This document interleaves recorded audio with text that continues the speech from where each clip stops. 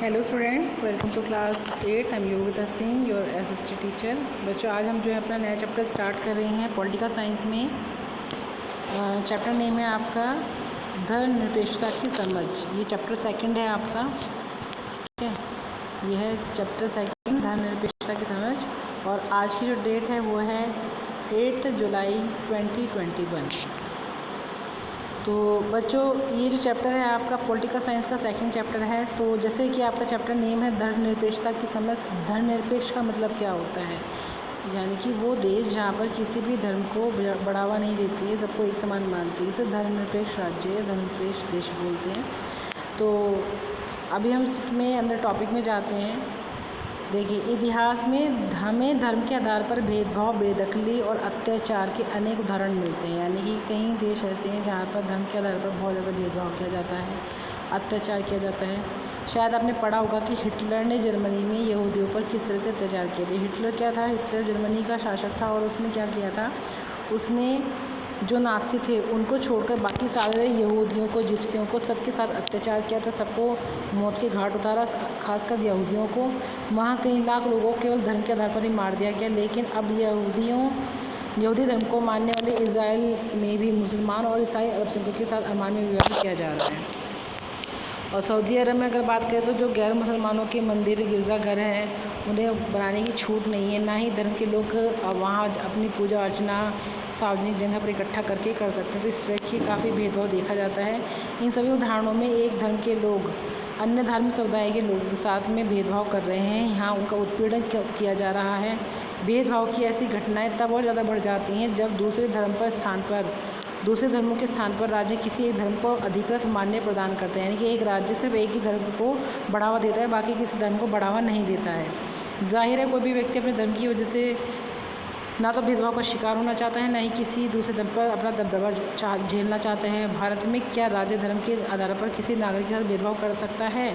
क्या हमारे भारत में इस तरह का भेदभाव देखा जाता है? नहीं। क्यों? इसके बारे में बताएंगे। धर्मनिरपेक्षता क्या है, पहले तो हम इसके बारे में पढ़ेंगे। धर्मनिरपेक्षता कहते किसे हैं?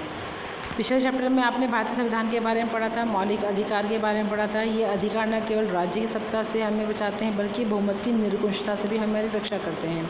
भारतीय संविधान सभी को अपने धार्मिक विश्वासों और तौर तरीकों को अपनाने की छूट देता है। यानी कि जो हमारा भारतीय संविधान है वो अपने अपने धर्म को मानने और उसे जो है अपनाने की छूट देता है। सबके लिए समान धार्मिक स्वतंत्रता के इस विचार को अपने ध्यान में रखते हुए भारतीय राज्य ने धर्म और राज्य की शक्ति को एक दूसरे से अलग रख रखा है। यानी कि धर्म को, राज्य को, यानी कि कोई भी राज्य भारत का किसी भी धर्म को बढ़ावा नहीं देता है। धर्म को राज्य से अलग रखने की इसी अवधारणा को क्या कहा जाता है? धर्मनिरपेक्षता कहा जाता है। जैसे कि सऊदी अरब है, एक मुस्लिम राष्ट्र है, पाकिस्तान है, मुस्लिम राष्ट्र है ना, अफ़गानिस्तान है, मुस्लिम राष्ट्र है। लेकिन भारत में सभी धर्म के लोग पाए जाते हैं और सबसे ज़्यादा पॉपुलेशन यहाँ पे हिंदू की, तो कभी हिंदू राष्ट्र नहीं कहा जाता है। ये एक धर्मनिरपेक्ष देश है। यहाँ पे सभी धर्म एक समान पाए जाते हैं, एक समान कहे जाते हैं। अब है धर्म को राज्य से अलग रखना क्यों महत्वपूर्ण है? क्योंकि आपको पीछे मैंने अभी बताया था, जर्मनी के बारे में बताया था, है ना, और दूसरी कंट्री के बारे में बताया था। तो धर्मनिरपेक्षता का सबसे महत्वपूर्ण पहलू है धर्म को राजसत्ता से अलग करना एक लोकतांत्रिक देश में। यानी जब एक डेमोक्रेटिक कंट्री में यह बहुत ज़रूरी है। दुनिया के तकरीबन सारे देश में एक से ज़्यादा धर्मों के साथ अलग अलग रहते हैं। यानी कि आपने देखा होगा खाली भारत में कुछ कंट्री ऐसी भी है जहाँ पे अलग अलग धर्म के लोग रहते हैं। जाहिर है हर देश में किसी एक धर्म के लोगों की संख्या ज़्यादा होगी, जैसे हमारे हिंदू ज़्यादा हैं। अब अगर बहुमत वाले धर्म के लोग राज्य सत्ता में पहुंच जाते हैं तो उनका समूह दूसरे समूह के खिलाफ भेदभाव और उन्हें परेशान करने के लिए सत्ता और राज्य के आर्थिक संसाधनों का इस्तेमाल कर सकता है। बहुमत की इस निरंकुशता के चलते धार्मिक अल्पसंख्यकों के साथ भेदभाव हो सकता है, उनके साथ जोर जबरदस्ती की जा सकती है, यहाँ तक कि कई बार उनकी हत्या भी की जाती है। बहुमत चाहे तो अल्पसंख्यकों को उनके धर्म के अनुसार जीने से रोक सकता है। धर्म के आधार पर किसी तरह का भेदभाव उन अधिकारों का उल्लंघन है जो एक लोकतांत्रिक समाज में किसी भी धर्म को मानने वाले प्रत्येक नागरिक को प्रदान करता है। लिहाजा बहुमत की निरंकुशता और उसके कारण मौलिक अधिकारों का हनन ये एक अहम कारण है जिसके चलते लोकतांत्रिक समाजों में राज्य और धर्म को अलग रखना महत्वपूर्ण है। यानी कि ये सारी जो भी मैंने आपको बातें बताई, ये सारी चीज़ें ना हो, इसलिए हमारे यहाँ पर राज्य को धर्म से अलग किया जाता है। धर्म अपनी जगह है, राज्य अपनी जगह है। लोकतांत्रिक समाज में धर्म को राज्य से अलग रखने का एक महत्वपूर्ण कारण यह भी है कि हमें लोगों के धार्मिक चुनाव के अधिकार की रक्षा करनी चाहिए। इसका अर्थ यह है कि देश के किसी भी व्यक्ति को एक धर्म से निकलने दूसरे धर्म को अपनाने का अधिकार है। यानी कि हमारे भारत में हर व्यक्ति को अपना धर्म अपनाने का अधिकार है और एक धर्म को छोड़कर दूसरे धर्म को भी अपनाने का अधिकार है। इसी बात को और अच्छी तरह समझने के लिए छुआछूत की प्रथा पर विचार का संभव है कि आपको हिंदुओं के बीच प्रचलित यह प्रथा अच्छी ना लगती हो। इसका मतलब यह है कि आप इसे बदलने की कोशिश भी करेंगे, लेकिन अगर राज्य की सत्ता ऐसे हिंदुओं के हाथ में है जो छुआछूत को सही मानते हैं, तो क्या आप आसानी से प्रथा को बदल सकते हैं? बिल्कुल नहीं। अगर आप प्रभुत्वशाली धार्मिक समुदाय के सदस्य हैं तो भी आपको अपने समुदाय के लोगों की ओर से भारी विरोध का सामना करना पड़ सकता है। राज्य सत्ता पर नियंत्रण रखने वाले ऐसे सदस्य कहेंगे कि हिंदुत्व की केवल एक ही व्याख्या होती है और उसकी कोई व्याख्या करने का तुम्हें कोई अधिकार नहीं है। आप जैसे देखिए यहाँ पर सारे मंदिर, मस्जिद, चर्च सब बने हुए हैं, गुरुद्वारा बने हुए हैं और सब एक साथ साथ भाईचारा का यहाँ पर दिखाया जा रहा है। अब है भारतीय धर्मनिरपेक्षता क्या है। अब हम पढ़ेंगे भारतीय धर्मनिरपेक्षता के बारे में। भारतीय संविधान में कहा गया है कि भारतीय राज्य धर्मनिरपेक्ष रहेगा। मतलब हमारे संविधान के अनुसार केवल धर्मनिरपेक्ष राज्य ही अपने उद्देश्यों को साकार करते हुए निम्नलिखित बातों का ख्याल रखते हैं। क्या बातें हैं वो? कोई एक धार्मिक समुदाय किसी धार्मिक समुदाय को ना दबाए, यानी कि कोई भी एक धर्म दूसरे धर्म को नहीं दबाएगा। कुछ लोग अपने धर्म के अन्य सदस्यों को ना दबाएं, यानी एक ही धर्म के लोग अपने अपर कास्ट जो लोग हैं लोअर कास्ट को ना दबाएं। राज्य ना तो किसी खास धर्म को थोपेगा और ना ही लोगों की धार्मिक स्वतंत्रता छीनेगा। और तीसरा यह कि कोई भी राज्य अपने किसी भी धर्म को लोगों के ऊपर थोपेगा नहीं, ठीक है, और किसी की धार्मिक स्वतंत्रता को नहीं छीनेगा। इसलिए हमारा जो भारत है वो एक भारतीय धर्मनिरपेक्ष राज्य है। इस तरह के दबदबे को रोकने के लिए भारतीय राज्य कई तरह के काम करता है। पहला तरीका क्या है कि वह खुद को धर्म से दूर रखता है, ठीक है।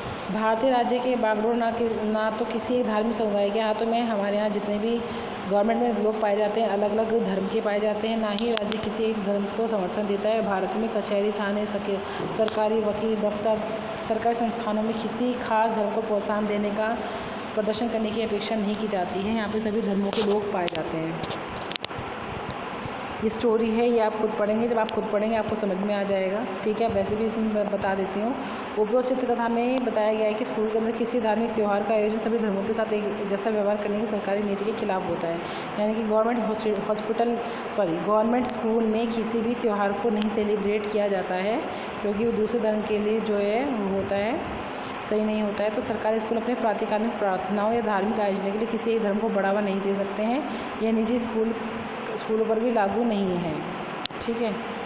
धार्मिक वर्चस्व को रोकने के लिए भारतीय धर्मनिरपेक्षता का दूसरा तरीका है अहस्तक्षेप की नीति, यानी कि इंटरफेयर ना करना। इसका मतलब ये है कि सभी धर्मों की भावनाओं का सम्मान करना, धार्मिक क्रियाकलापों में दखल न देना और राज्य के कुछ खास धार्मिक समुदायों में एक विशेष छूट देना। ये सारी जो है अहस्तक्षेप की नीति के अंडर में आती हैं। अब जैसे इसमें स्टोरी है इसके बारे में बताते हैं। इसका हमें ये बताया गया है कि जो सिख लोग होते हैं वो पगड़ी पहनते हैं, तो परमजीत को हेलमेट पहनने की ज़रूरत नहीं है। कारण यह है कि क्योंकि भारतीय राज्य इस बात को मान्यता देता है कि जो पगड़ी होते हैं, जो पगड़ी होती है वो सिख लोगों की एक मान्यता है, उनकी प्रथा है, वो पहनेंगे। तो इसलिए उनको हेलमेट पहनने की जो है ज़बरदस्ती नहीं कर सकते उनके साथ में। तो लिहाजा धार्मिक आस्थाओं को दखलंदाजी से बचाने के लिए राज्य ने कानून में रियायतें दी हैं, ठीक है। कोई बाउंडेशन नहीं है इसमें। धार्मिक वर्चस्व को रोकने के लिए भारतीय धर्मनिरपेक्षता का तीसरा तरीका है हस्तक्षेप का तरीका, यानी कि इंटरफेयर करना। इसके अध्याय में पीछे आप छुआछूत के बारे में पढ़ चुके हैं। यह इस बात का उपयुक्त उदाहरण है कि किस तरह एक ही धर्म के लोग, ऊंची जाति के हिंदू अपने धर्म की ही नीची जाति के लोगों को दबाते हैं। धर्म के नाम पर अलग थलग करने और भेदभाव को रोकने भारतीय संविधान ने छुआछूत पर पाबंदी लगाई है। इस उदाहरण में राज्य धर्म के नाम पर अलग थलग करने, भेदभाव को बढ़ावा देने वाली प्रथा को खत्म करने के लिए धर्म में हस्तक्षेप करना शुरू कर दिया गया। यहाँ पर राज्य ने जो हस्तक्षेप करना, इंटरफेयर करना शुरू कर दिया है कि एक ही धर्म के लोगों में आपस में ऊंच नीच की कोई भी ये जो डिफरेंस है वो नहीं होना चाहिए। सबको मिलजुल कर रहना चाहिए।